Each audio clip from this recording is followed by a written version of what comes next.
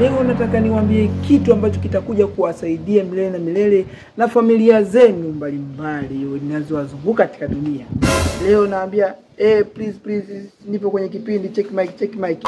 Leo nataka niwaambie vijana wenzangu katika maisha, ila hapa naongea nikiwa katika ukuta wa magharibi nchini Mexico mjini Thailand kwenye kijiji cha Mwenge Mlimani City. Leo nataka niongee kitu. Vijana, mimi kipindi nakuwa tangu na miaka 12. Story hii imetoka kwenye kitabu cha zamani huko mwaka elfu ngapi huko. Leo nataka niongee vijana. Kipindi nakuwa katika miaka mingi, majirani waliniambia nimekuwa. Nikashangaa.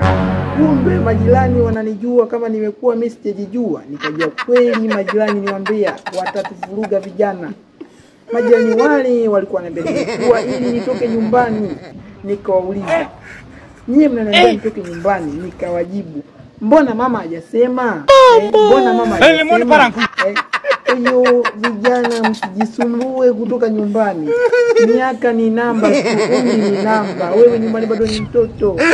Nyumbani siami. Washangaa nini?